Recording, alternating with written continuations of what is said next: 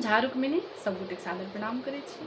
आ एकटा बहुत पुरान सन कोबर गीत लऽ कऽ उपस्थित छी और ई गीत बेटा कोबर या बेटी कोबर दुनू गाबि सकै छी।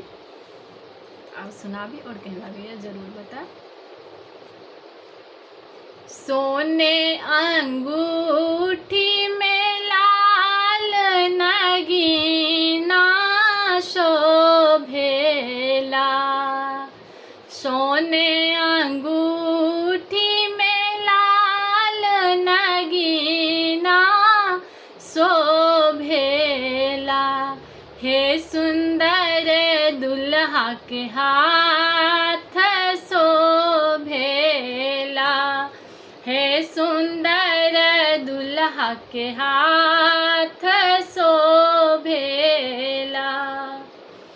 अम्मा अलाड़े पूछू चाची दुलारे पूछू कहाँ माँ, अम्मा अलाड़े पूछू चाची दुलारे पूछू कहाँ माँ, हे गमलौं सारी राती कहाँ माँ, हे गमेलौं सारी राती कहाँ माँ।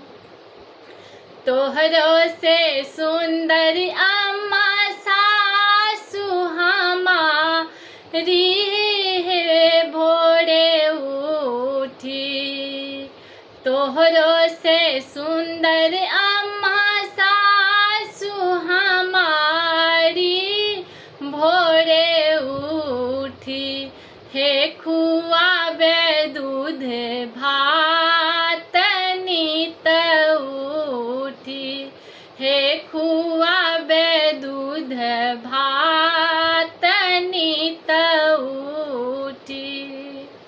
सोने अंगूठी में लाल नगीना शोभेला, हे सुंदर दुल्हा के हाथ शोभेला। भाभी अलाड़े पूछू और दुलारे पूछू कहाँ माँ, भाभी अलाड़े पूछू और दुलारे पूछू कहाँ माँ, देवर जी गमेलौं सारी राती कहाँ माँ, हे गमेलौं सारी राती कहाँ माँ। आहू से सुंदर भाभी सरहज हमारी है नीत उठी, आहू से सुंदर भौजी सरहज हमारी है नीत उठी, हे खुआबे बीरा पान नीत उठी, हे खुआबे बीरा पान नीत उठी। सोने अंगूठी में लाल नगीना शोभेला, हे सुंदर दुल्हा के हाथ शोभेला। बहिनी अलाड़े पूछू और दुलारे पूछू कहाँ माँ, बहिनी अलाड़े पूछू और दुलारे पूछू कहाँ माँ, भैया गमेलौं सारी राती कहाँ माँ, हे गमेलौं सारी राती कहाँ माँ।